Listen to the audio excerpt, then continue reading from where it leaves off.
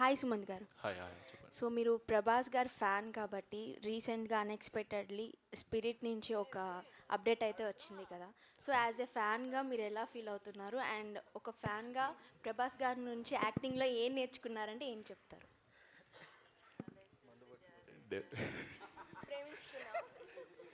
లేదు లేదు, ఏం నేర్చుకున్నాం అనడం కన్నా డెఫినెట్లీ అంత హంబుల్గా ఉండడం నేర్చుకోవాలి.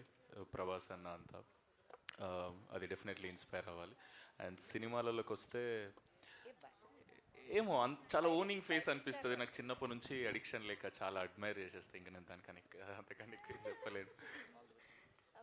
ఆల్ ది బెస్ట్ అండి. సుదర్శన్ గారు సార్, సారీ స్పెల్లింగ్ వచ్చిందా ఇప్పటికైనా? లేదండి, నేను దాని మీదే నిలబడి ఉన్నాను. ఇంకా ఏం చెప్పండి ఒకసారి. SWOORY. దాన్ని ఏమంటారు? సారీ, మీరు జెన్యున్గా చెప్పండి. SORRY అంటే సొర్రీ. సొర్రీ వద్దండి. మామూలుగా వాళ్ళు మనకు నేర్పించేసి వెళ్ళిపోయారు కానీ ఇంగ్లీష్ అని. Sorry, SWOORY. సార్ మీరు ఫ్లోలో సొర్రీ అంటే తొర్రీ అని వచ్చేసింది నాకు. But coming to me character ఎంతలా ఎంజాయ్ చేస్తారు ఆడియన్స్ అంటే ఏం చెప్తారు? నాది త్రూ అవుట్ క్యారెక్టర్ చాలా బాగా ఎంజాయ్ చేస్తారండి.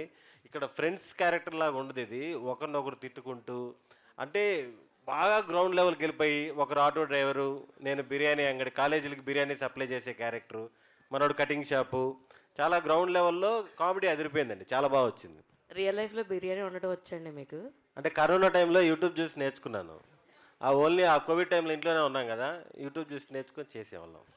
సుదర్శన్ గారు సార్, ఇక్కడ బ్రో మీ నుంచి అంటే కామెడీ చాలా ఎక్స్పెక్ట్ చేస్తాను. ఎందుకంటే సుదర్శన్ గారి స్లాంగ్ కానీ అంటే మాకు వినడానికి చాలా కొత్తగా అనిపించే స్లాంగ్స్లో మీది. ఎందుకంటే నెల్లూరు వాళ్ళు చాలా తక్కువ మంది మాకు తెలుసు ఆ స్లాంగ్ పట్టుకొని అంటే నవ్వించే విధానంలో. బట్ చాలా రేర్గా సెలెక్టెడ్గా సినిమాలు చేస్తున్నారా, లేదంటే అండ్ మీ నుంచి ఆ కామెడీ మేము ఎక్స్పెక్ట్ చేస్తున్నంత మాకు సెలెక్టెడ్గా ఏం లేదు బ్రో. అంటే మనం అన్ని సినిమాలు చూడం కానీ లాస్ట్ 3-4 నెలల కిష్కిందపురి ఒకటి వచ్చింది, రవితేజ గారితో ఒకటి వచ్చింది, రాజతరుణ్ ఒకటి వచ్చింది. ఇప్పుడు నెక్స్ట్ కూడా పండక్కి శర్వా గారి సినిమా వస్తుంది. వస్తున్నాయి క్యారెక్టర్లు, పెద్ద క్యారెక్టర్లు, చిన్న క్యారెక్టర్లు అనేది మన చేతుల్లో ఉండదు. డైరెక్టర్లు, రైటర్లు ఆ చేతుల్లో ఉండదు. ఇది మీరు 200% ఫుల్ సాటిస్ఫాక్షన్ అయిపోతారు బ్రో. అంటే నా క్యారెక్టర్ తగ్గట్టు అదిరిపోతుంది క్యారెక్టర్. మీకు రోహిత్ గారి కాంబినేషన్ సీన్స్ ఎంతవరకు అంటే ఆ టీజర్లోనే మాకు ఒక వైపు తీసుకొచ్చారు. సో ఎలా ఉండబోతుంది మీ ఇద్దరు కాంబినేషన్? నేనుంటే రోహిత్ ఉంటాడు బ్రో ఖచ్చితంగా. సినిమా అంతా నాది రెహమాను, మనోడు జువ్వలు వేస్తుంటాడు. సంతోషానికి బాధకి సంబంధం ఉండదు. వాడి దగ్గర ఉన్నాయి, కాల్ చేయాలంతే, వేస్తూ ఉంటాడు. నేను ఉన్నప్పుడల్లా ఉంటాడు సినిమాలో. మీరు సినిమా తర్వాత అతని పేరు ఎవరికి గుర్తుండదు, జువ్వానే పిలుస్తారు అతన్ని. యాక్చువల్గా టీజర్ చూస్తున్నప్పుడు ఆయన పేరు జువ్వతో ఉంటుంది అనేది ఒకటి కనెక్ట్ అయిపోయాం. ఆయన చెప్పిన తర్వాత ఓకే రిలేటెడ్ అని క్లారిటీ వచ్చింది. And teaser was really good sir. అంటే మాకు ఆ ఆంధ్ర అందాలని, ఆ కోనసీమ వాటిని చూపించడం చాలా బాగా అనిపించింది. Eagerly waiting for the film. Thank you sir. Thank you. Sudarshan garu ఇక్కడ. హాయ్ అండి. సో గోదావరి స్లాంగ్లో నెల్లూరు స్లాంగ్ మిక్స్ చేసి చెప్పేశారా డైలాగ్స్ ఏమన్నా? అంటే అది కాక నాది ముస్లిం క్యారెక్టర్. అప్పుడప్పుడు నేనే డైరెక్టర్ని కన్ఫ్యూజ్ చేసేవాడిని. ఇంతే బ్రో స్లాంగ్లో ఇంతే చెప్పాలని అప్పుడప్పుడు దాటుకోవడానికి మేనేజ్ చేసేవాడిని. కానీ డబ్బింగ్ మాత్రం 10 రోజులు చెప్పాను. సినిమా మొత్తం మామూలుగా 1 రోజు 2 రోజుల్లో చెప్పాల్సింది 10 days చెప్పాను. మనోడు బండకేసి చేపను రుద్దుతారు కదా, అలా రుద్దుతాడు. ఎక్కడ కాంప్రమైజ్ అయితే ఉండదు. సో గోదావరి స్లాంగ్ కష్టం అనిపించిందా? అంటే మామూలుగా మాట్లాడే తెలుగులోనే చాలా రోల్ అయిపోతాయి నాకు. అంటే క్లారిటీ ఉండదు. ఫనీని ఫనా అంటుంటాను నేను, అలాగా తెలియకుండా.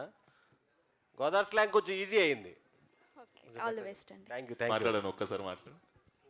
గోదావరి స్లాగ్ ఒకసారి. ఈజీ అయిపోయింది కదా ఒక్కసారి.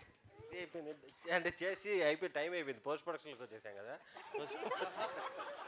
ఇప్పుడు నేను చెప్పి అనవసరంగా ఏదో ఒక డైలాగ్ చెప్పండి. అంటే నెల్లూరు నుంచి వచ్చి గోదావరిలో సెటిల్ అయిపోయినాడు క్యారెక్టర్ మంది. బ్యాక్ స్టోరీలు కొన్ని చెప్పరు కదా.